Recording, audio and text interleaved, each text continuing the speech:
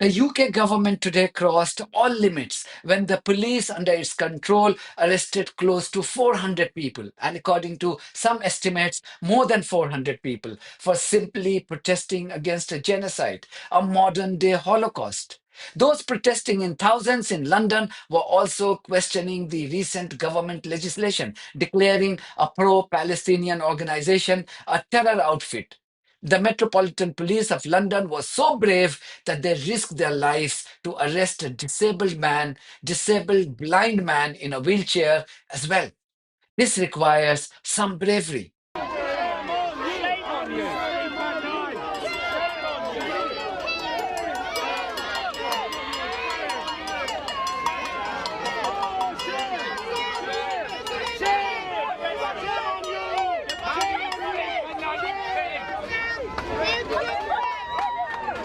The last time these brave police personnel showcased their bravery was when they arrested a lady in her 90s for opposing a genocide. There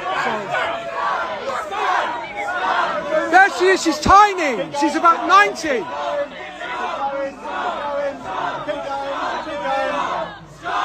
Keep going.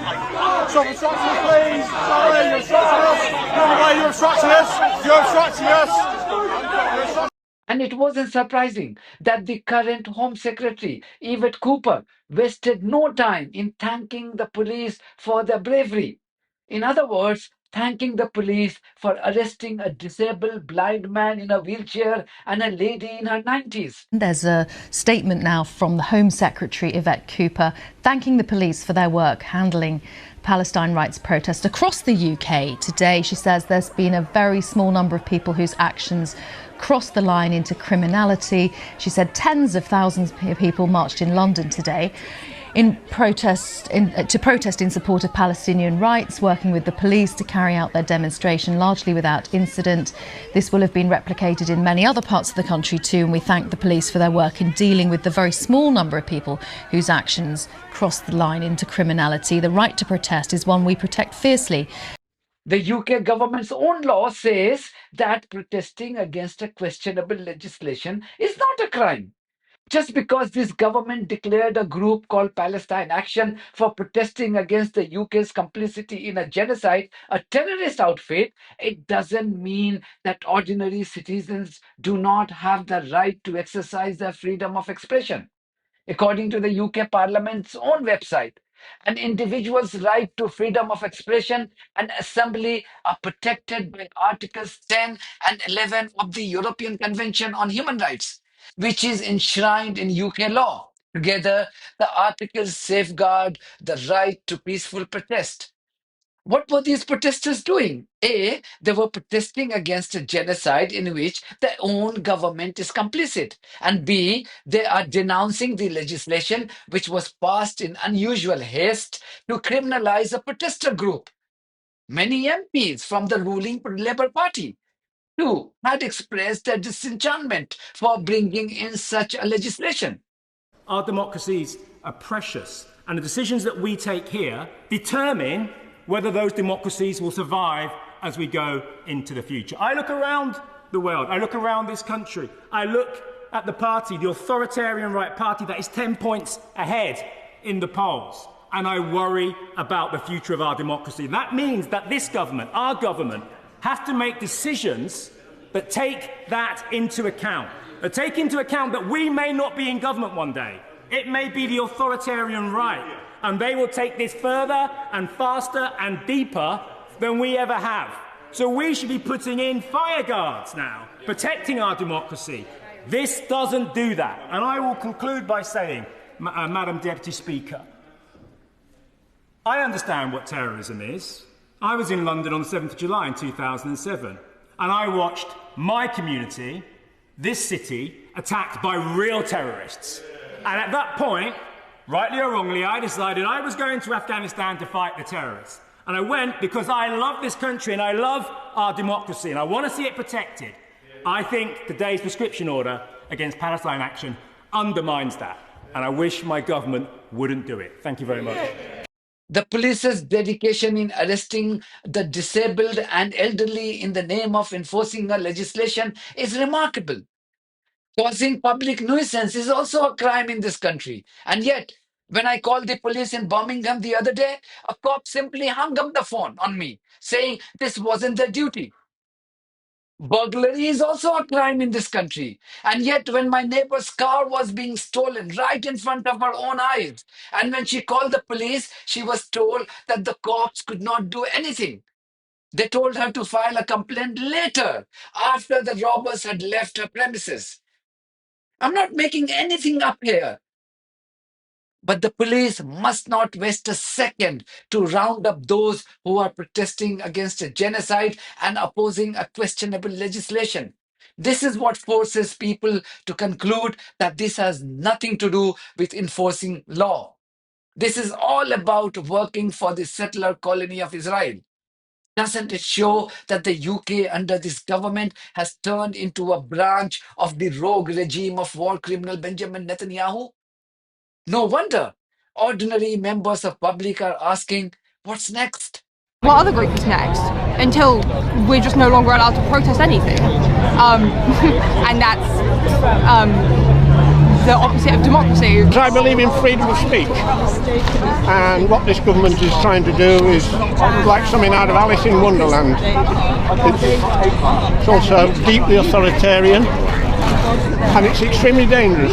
I don't think anyone ever wants to get arrested, but I'm more concerned with what's happening to the people of Palestine right now, and I refuse to be a bystander. Police didn't even spare those who were protesting near the statues of Mahatma Gandhi and symbols of suffragettes movement in this country. Watch this broadcast from Sky News on this irony. Yeah, it's just been arrest after arrest after arrest. The Met Police, in advance of today's protest, had warned people to consider the criminal consequences of their actions today, but those warnings weren't heeded. We've had about 50 arrests already, and before this even got started, at about 1 o'clock, there was a gentleman who was holding a placard saying, "I support Palestine action." The police came up to him, searched him and said, "You're showing support for a terrorist organisation," and took him away. And from then on, it was just a stream of arrests. I was standing right here, and on my right, there were two elderly gentlemen sitting on the floor, shouting their support for Palestine action. About 8 police officers crowded around them, took them away, 2 carrying the feet, 2 carrying the arms, the others surrounding them. And then just over there, I mean, you can't see it, but we've got some statues of Mahatma Gandhi, of some suffragettes. People sitting in front of those statues with placards saying that they support Palestine action. Obviously, the symbolism, I don't need to tell you the symbolism of what that means. Eventually, after about 5 to 10 minutes, the police crowded around them and took them away. Labour's own MPs are disgusted by the action of Starmer and his minions in the cabinet. This is John McDonnell. He wrote this while sharing a video on the police's brutality today. He wrote, and I quote, "I have just finished marching on the Palestine demonstration and have come to Parliament Square where people are being arrested for peacefully protesting against the proscription of Palestine action. It's a disgrace," his word. "It's a disgrace that people are being arrested for upholding our democratic rights." End quote. I'm standing outside Parliament, which is meant to be the mother of democracies, and I'm watching people being arrested for simply holding up a sign. There are hundreds of people here of all ages, simply wanting to make their point about what's happening in Gaza, and also obviously protesting against the prescription of Palestine action. Good people here, simply trying to get a message across, are being arrested. Police officers here who prefer to be patrolling our streets and keeping us all safe, rather than having to go through this exercise, which is undermining our history and tradition of civil liberties and the right to protest and the right to free speech. Here we are outside Parliament. It actually is a disgrace that this sort of action is taking place in our country, whereby peaceful protesters are being arrested simply because they wanted to reassert their right to assembly and their right to free speech. Clearly, this government has lost the plot. They are clueless because they have become desperate to defend the indefensible. They know that there is absolutely no defense to their support for a genocide. So all they can do is to use brute force and pass questionable legislation to criminalize those who highlight their complicity in a genocide. But their action has backfired so spectacularly that they are getting increasingly clueless on how to stop this rapidly growing movement. Hope sanity prevails among the members of this government, and they are able to persuade Stammer and others to rethink their ties with a genocidal regime and withdraw draconian laws. Else, the party launched by Jeremy Corbyn and Zara Sultana is here to dump these genocidal maniacs into the dustbin of history.